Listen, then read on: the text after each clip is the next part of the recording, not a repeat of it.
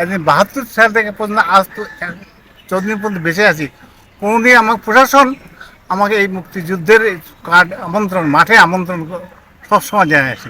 আজকে এই প্রথম জীবনের সবচেয়ে দুঃখ হলো সত্য যে রাজমিয়াটা প্রশাসন এখন পর্যন্ত কোনো কার্ড আমাকে দেয়নি। কারণটা কি বুঝলাম না, কারণটা কি? আমি কি আমার অপরাধটা কি? মুক্তিযুদ্ধ করা অপরাধ, আমাদের স্বাধীনতা যুদ্ধে থাকা অপরাধ?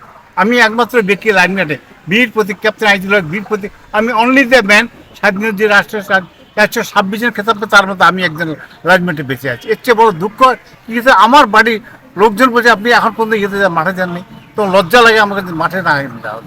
আমার কাছে অত্যন্ত কষ্ট এবং দুঃখ যে একজন বীর প্রতীক হিসেবে মুক্তিযুদ্ধের একজন ধারক বাহু মুক্তিযোদ্ধা হিসেবে আমাকে এই কার্ড না দেওয়াটা আমি কোনো সমুচিত মনে করি। মানে এর মধ্যে কোনো কর্মসূচি থাকতে পারে, এটা মুক্তিযুদ্ধকে চেতনাকে সম্মানিত করার জন্য চাইছে, মুক্তিযোদ্ধাকে সম্মান জানায়।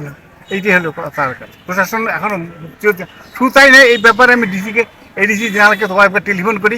এই যে কোনো আমি আমার কার্ডের কথা কার্ডটা আমাকে আমি গান পারবো কিনা, আমার কবে প্রোগ্রাম কী আপনার, সে প্রোগ্রাম টেলিফোন ধরে নিলে কোনো উত্তর দেয়নি।